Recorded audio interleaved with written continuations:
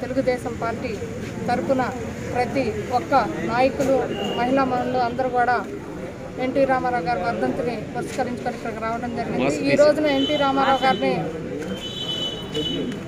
గుర్తుంచుకోవడం అనేది చాలా గొప్ప విషయం. ఎందుకంటే ముఖ్యంగా మహిళలుగా మేము ఈ రోజున ఇక్కడ ఉండి రాజకీయంగా అన్ని రకాలుగా కూడా ముందుండి నడుస్తున్నామంటే ఆస్తిలో సద్భావం ఇవ్వడంలో కానివ్వండి, బలహీన బడుగు వర్గాలకు ఆశాజ్యోతిగా ఉన్నటువంటి తెలుగుదేశం పార్టీని స్థాపించి ఈ రోజున అనేక రకాలైనటువంటి పేద బడుగు బలహీన వర్గాల కుటుంబాల ఆశాజ్యోతిగా నిలిచినటువంటి అన్న నందమూరి తారక రామారావు గారి యొక్క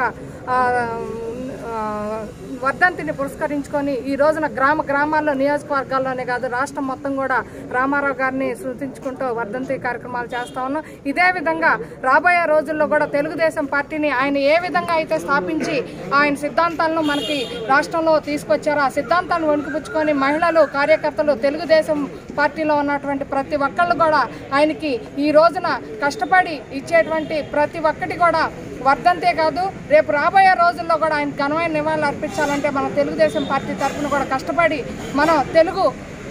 దేశం పార్టీలో ఉన్నటువంటి ప్రతి కార్యక్రమాన్ని కూడా పెద్ద ఎత్తున ముందుండి నడపాలని సందర్భంగా తెలియజేస్తూ అదే మనం ఈ రోజున ఆయనకి నిజమైన ఘన నివాళులుగా అర్పించాలని కోరుకుంటూ సెలవు తీసుకుంటాం.